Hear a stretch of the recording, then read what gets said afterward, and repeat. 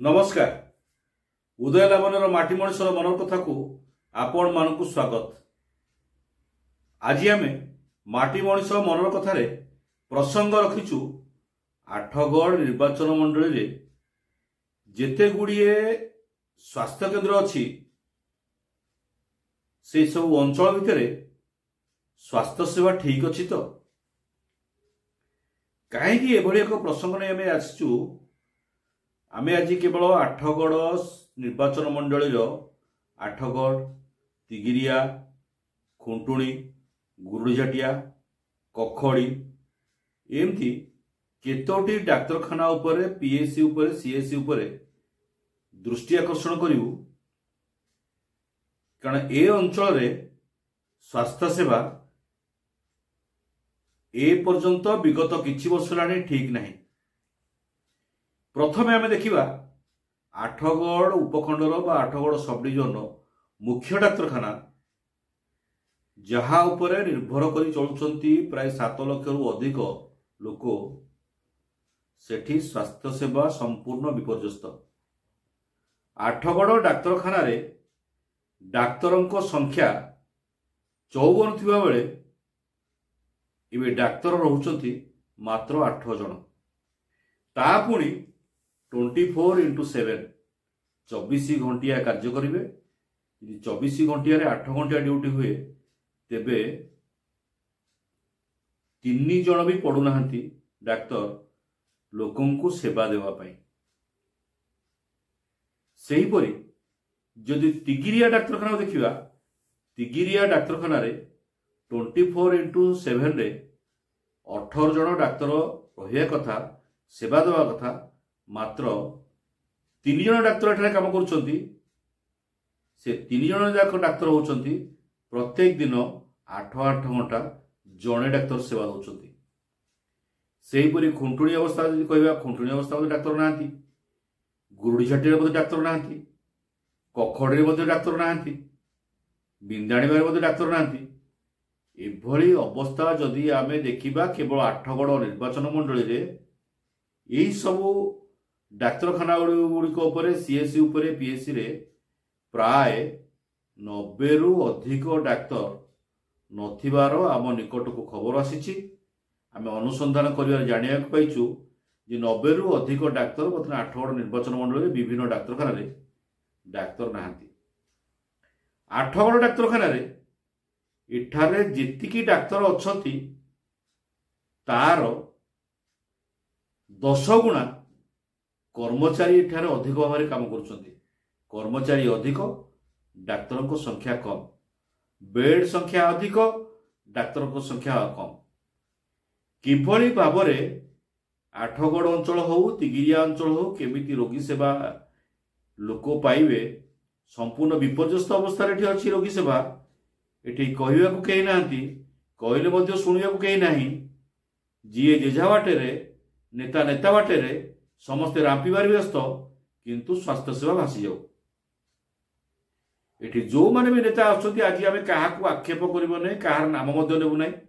जो माने भी राजनीति भितर रहिचंती से माने सबु 60-40 भितर व्यस्त।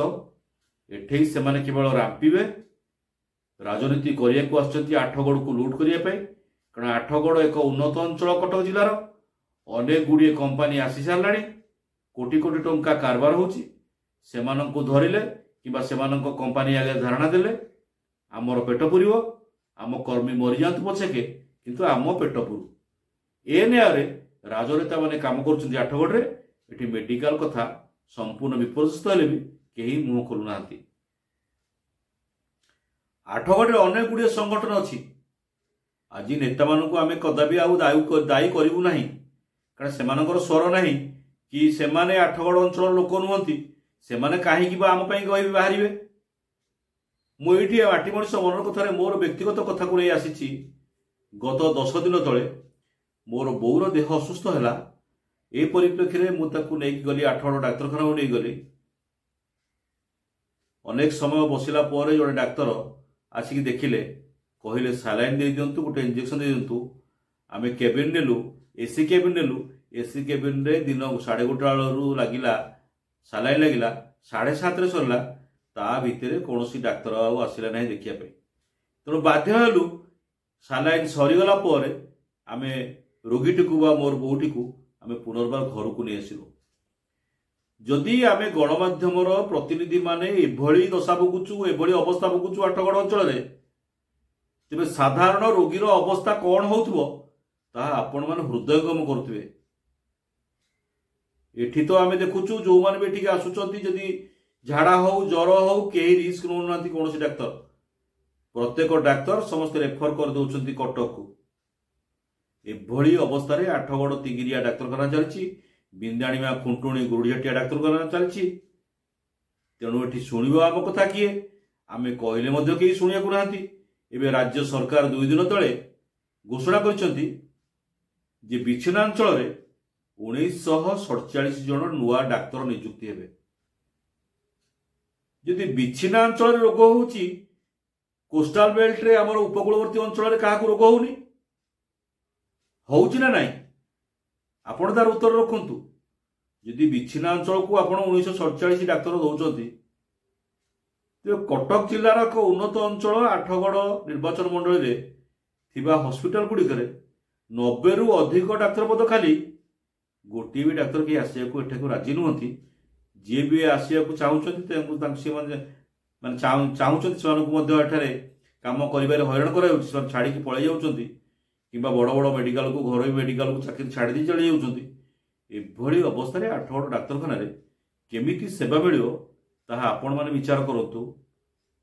ये थिला माटी मनीषर मनर कथारे आमर प्रसंग आठगड़ मेडिकल रे स्वास्थ्य सेवा संपूर्ण भुसुड़ी पड़ी मेडिकल भितर 5 महला विशिष्ट आउ एक डाक्तरखाना होची से डाक्तरखाना रे को रोगी रहिबे लिफ्ट लागुची 5 महला जीवाकू पड़िबो रोगी आसीबे जदि रोगी आसीबे डाक्तर नाहांती एभली अवस्था खाली आठगड़ नुह तिगिरिया दीर्घ 3 वर्ष है गोटे घर 4 महला विशिष्ट घर डाक्तरखाना उद्घाटन कर दी जाइए डाक्तर कहीं नहांती एभली अवस्था आठगड़ तिगिरिया अंचल रोगी सेवा किपरि चलथिबो आपण हृदयगम करंतु।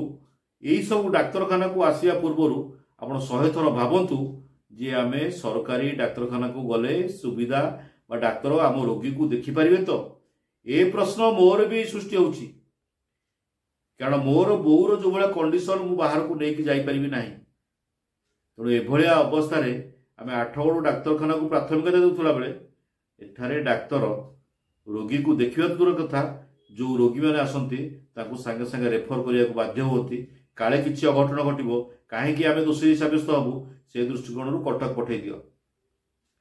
प्रशासन ढिला स्वास्थ्य विभाग ढिला राजनेता ढिला लोक ढिला आरी भितर स्वास्थ्य सेवा आठगड़ निर्वाचन मंडल में संपूर्ण ढिला होइछि। माटी मनीष मनर कथार आउ एक प्रसंग नहीं आम आउ दिन आसबू रोचु नमस्कार।